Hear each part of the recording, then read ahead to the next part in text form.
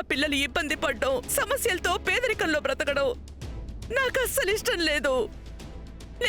నేను ఒక నిస్సహాయ తల్లిని. ఏం చేసినా సరే అది నా పిల్లల కోసమే చేశాను. నన్ను ఒక నిస్సహాయ, ఒక అమాయకురాలైన ఆడదని అనుకుని క్షమించేసే.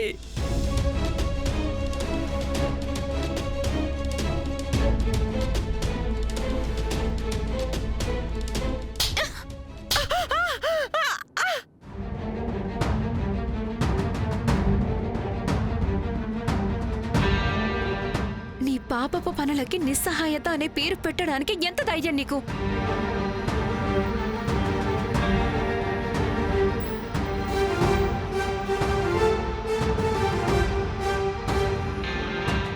రాఘవ వస్తున్నాడు నర్మదా. నర్మదా విను ప్లీజ్. రాఘవ నన్ను అమ్మవారి కంటే గొప్పగా చూస్తాడు. తన దృష్టిలో నన్ను దిగజార్చకు. నిజం చెప్పాలంటే నేను రాఘవని నా బిడ్డ కన్నా ఎక్కువగా పెంచాను. తనకి ఎప్పుడు ఏ లోటు రానివ్వలేదు. రాఘవ మీదొట్టు. నువ్వు నా విషయం ఏమి చెప్పకు, నీకు దండం పెడతాను. రాఘవ నన్ను ఇంకా చాలా ఆపు. నువ్వు నీ ఈ నీచమైన నోటితో నా రఘు పేరు కూడా పలకకు. నీకు రఘు కేవలం ఒక సాధనం మాత్రమే, ఆస్తి దోచుకోవడానికి. నేను నా కొడుకు మిమ్మల్ని ఎప్పటికీ కూడా క్షమించలేము. నర్మదా నన్ను క్షమించు. వదలను. నీకు ఎప్పటికీ క్షమాపణ దక్కదు. నన్ను క్షమించు. ఎప్పటికీ క్షమించను. నువ్వు నన్ను ఎప్పుడు క్షమిస్తావంటే నేను నిన్ను క్షమాపణ అడిగినప్పుడు కదా నర్మదా.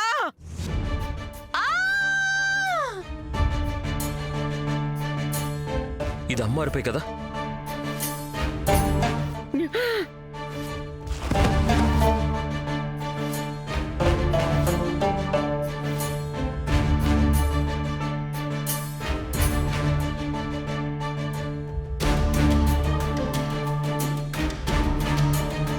అమ్మా నర్మదా ఆంటీ, అమ్మా నర్మదా ఆంటీ.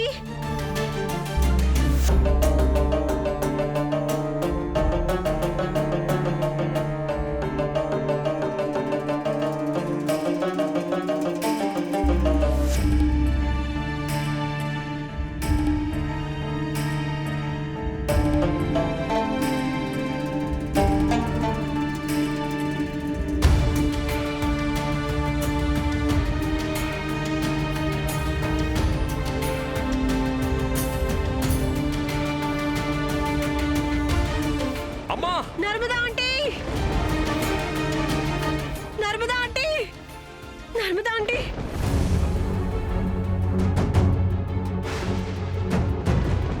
అమ్మా నర్మదా ఆంటీ, ఏమైంది? ఏం జరిగింది? నర్మదా ఆంటీ, ప్లీజ్ ఎలా తొందరగా అంబులెన్స్ కి కాల్ చేయండి. నర్మదా ఆంటీ లేవండి ప్లీజ్. తొందరగా అంబులెన్స్ ని పిలు. అమ్మా నర్మదా ఆంటీ కళ్ళు తెరవండి ఆంటీ. నీళ్ళు ఏమ్మా, నీళ్ళు తీసుకురామా.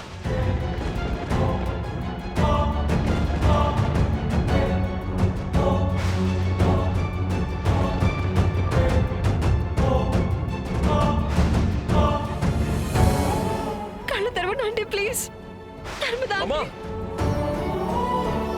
లేదు రాఘవ, పాపం.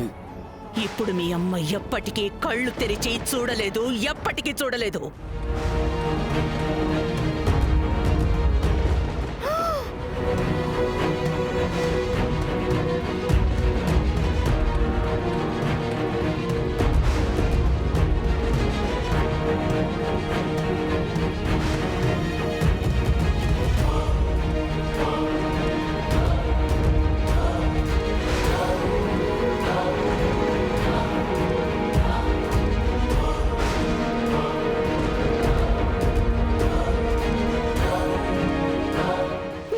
చేస్తున్నారంటే మీతో పాటు ఎవరైనా ఉన్నారా పైన?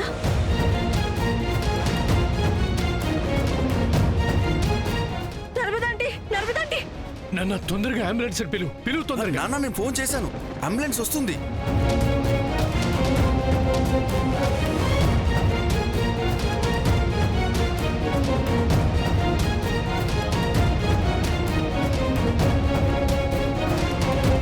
ఆవిడ నువ్వే తోసేసావు కదమ్మా, కదా? ఎందుకమ్మా? మనం నిర్ణయించుకున్నాం కదా మనం ఎవరి ప్రాణం తీయకూడదని. మరి నువ్వు ఎందుకు ఇలా చేసావు? ఇది చాలా ప్రమాదకరం అమ్మా. ఎందుకు ఇలా చేసావు? ఎందుకంటే ఒకవేళ నర్మద చావకపోతే నేను చచ్చిపోయి ఉండేదాన్ని. తను నన్ను బెదిరించింది రాఘవ్కి మొత్తం అంతా చెప్పేస్తాను అని. నేను భయపడిపోయాను, చాలా భయపడిపోయాను. పైగా నా భయమే నిజమని తేలింది. నర్మదకి మొత్తం గుర్తొచ్చేసింది. ఏంటి? అవును, నేను నీతో చెప్పాను కదా, నర్మద చూపు మారిపోయిందని. ఆ మారిన చూపుకి కారణం నేనే. తనకి నచ్చలేదు, నా ముఖం చూడటం కూడా తనకి ఇష్టం లేదు. తను రాఘవని మొత్తం అన్ని నిజాలు చెప్పేయడానికి ఇక్కడికి పిలిపించింది. ఏదో సరిగ్గా సమయానికి నేను విన్నాను కాబట్టి ముందే ఇక్కడికి వచ్చాను. తను నా మీద నిందలు మోపుతూనే పోయింది. నేను తనకి నచ్చట్లేదని చెప్పింది. ఎన్నో ప్రయత్నాలు చేశాను చెప్పొద్దని, తను అసలు వినలేదు. కోపంలో, భయం వేసి, కంగారులో దాన్ని మేడపై నుంచి కిందకి తోసేశాను. ఒకవేళ నేను అలా చేసి ఉండకపోతే నేనక్కడ ఉబ్బరికంబం ఎక్కుండేదాన్ని. ఒక్కసారి ఆలోచించు, తల్లి లేని బిడ్డగా నా గురించి ఏడుస్తుండేవాడివి. అప్పుడు ప్రతి పని ఏమయ్యేది? మిమ్మల్ని మీ భార్యలతో పాటు రోడ్డు మీదకి తోసేస్తారు, రోడ్డు మీదకి. నేనేం చేసినా నీ కోసమే, ప్రతి కోసమే చేశాను. నేను నా కుటుంబం కోసం ఇవన్నీ చెయ్యాల్సి వచ్చింది. శాంతించమ్మా, శాంతించు. కానీ నాకు ఇదంతా మంచిగా అనిపించట్లేదు. నర్మద ఇంకా చావనే లేదమ్మా. నువ్వు చూసావు కదా, ఆవిడ కళ్ళు కూడా తెరిచారుగా. ఆవిడకి ఇంకేమవుతుంది? ఒకవేళ హాస్పిటల్కి వెళ్ళాక నోరు తెరిస్తే, పైగా ఆవిడ కింది నుంచి నీ వైపుకు చూపిస్తూ సైగ చేస్తుందమ్మా. నువ్వు పట్టుబడిపోయావమ్మా. నువ్వు ఇవన్నీ ఎలా దాస్తావమ్మా? ఎలా అమ్మా? కానీ నేనింకా ఆగలేను వీరేంద్ర. నా చేతులకి ఎప్పుడో రక్తం అంటింది. పైగా నేను నా చేతులకి రక్తం అంటించుకున్నది ఈ రోజు వరకు నేను ఏదైతే సంపాదించుకున్నానో అది నా చేయి జారిపోకుండా ఉండాలని. నేనేదైతే మొదలు పెట్టానో అది నేనే ముగిస్తాను, ఏదేమైనా సరే. నాకు ఇదంతా ప్రమాదం అనిపిస్తుందమ్మా. మళ్ళీ వద్దమ్మా, ప్లీజ్ వద్దమ్మా. నోర్మోయ్! పిల్లిలాగా మియావ్ మియావ్ అనడం ఆపేయ్. నన్ను చూడు, నేను శివంగి. సులువైన దారి ఎంచుకుని నేనిక్కడి వరకు రాలేదు. పైగా ప్రమాదం నా ఆటలో ఒక భాగమే. గెలవడానికి రిస్క్ చేసి తీరాలి వీరేంద్ర, రిస్క్ చేసి తీరాలి. నేను శారదా సూర్యవంశీని. నేను ఈ రోజు వరకు ఓడిపోలేదు. అలాగే ఈ రోజు కూడా నా గెలుపుని ఎవరూ ఆపలేరు.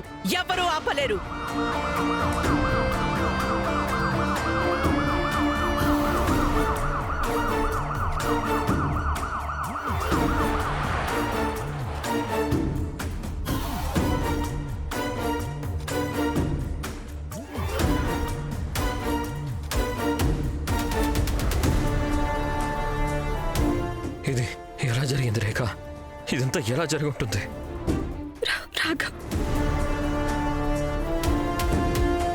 రాఘవ్, చాలు నాన్న. నువ్వు నా సింహానివి. ఇప్పుడు ధైర్యాన్ని కోల్పోకూడదు. నర్మద గారికి ఏం కాదు. బాబాయ్ గారు చెప్పేది నిజమే రాఘవ్. నర్మద అంటే చాలా చాలా స్ట్రాంగ్. ఆవిడ ఇంతకు ముందు కూడా విధిని ఓడించారు, అలాగే మళ్ళీ ఓడిస్తారు.